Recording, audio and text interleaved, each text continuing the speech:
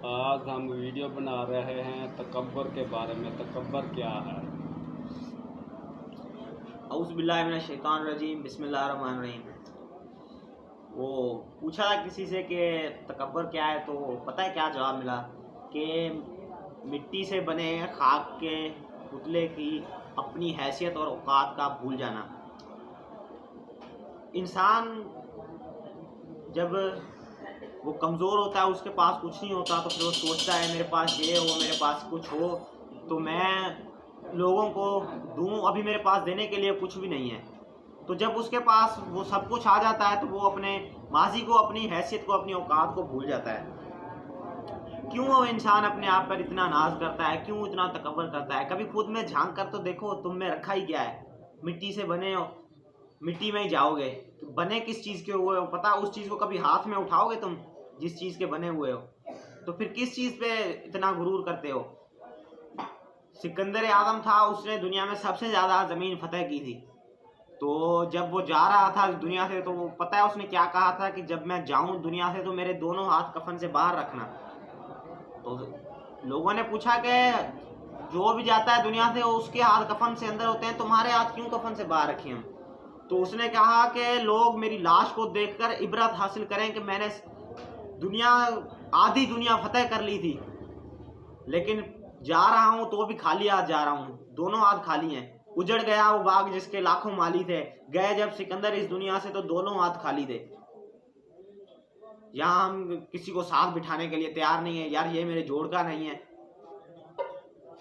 कभी खुद में झांक कर तो देखो, तुम्हें रखा ही क्या है? किस चीज पर इंसान को इतना नाज है? वो तो अपने आखिरी गुस्ल और कफन का भी वो गुलाम है दूसरों के लिए। खुद को कभी देख सकता है कफन? इमाम अली अलैहिस्सलाम ने भी फरमाया है कि कब्रिस्तान जाया करो इस नियत से कि वो लोग जो कभी कहते थे दुनिया हमसे, हमारे अलावा चल ही नहीं सकती, उनकी कब्रों की मिट्टी भी अब खराब हो रही है। न कर गुरूर अपनी हसीन जिंदगी पर है इंसान, कब्र होगी एक अंधेरा सा कोना होगा, कब्रिस्तान के कोने में तू पड़ा होगा। हम आजकल किसी को अपने आप से कम समझने के लिए तैयार ही नहीं है।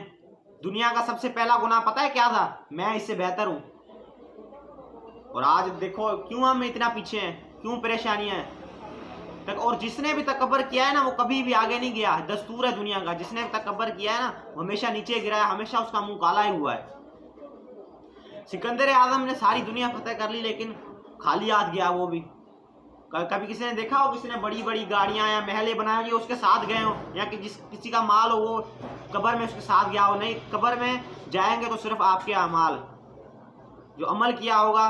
लोग ऐसे काम करो कि कल को तुम्हें दुनिया अच्छे कामों से याद करेगी। ये ना अगर कल तुम किसी से मिलो तो ये सोच के ये कहे यार ये बंदा बहुत अच्छा है, इसके अमल बहुत अच्छे हैं, क्योंकि अमलों का दारोमदार नियतों पर है। और कब्रिस्तान जाया करो, वो एक कहावत है कि all the paths of glory leads toward the grave, यानी जो भी बढ़ाई के, यानी तकब्बुर के, यानी जो लोग कहते हैं ना, यानी जो तकब्बुर करते हैं, बढ़ाई जो करते हैं, वो सभी रास्ते हैं ना वो जो लीड्स टुवर्ड द ग्रेव, यानी वो सारे कब्र की तरफ जा रहे हैं। बिल्कुल। Boost of heraldry makes you fool, यानी ताकत का जो नशा है ना, वो तुम्हें बेवकूफ बना रहा है, उसने तुम्हें अंधा कर दिया है।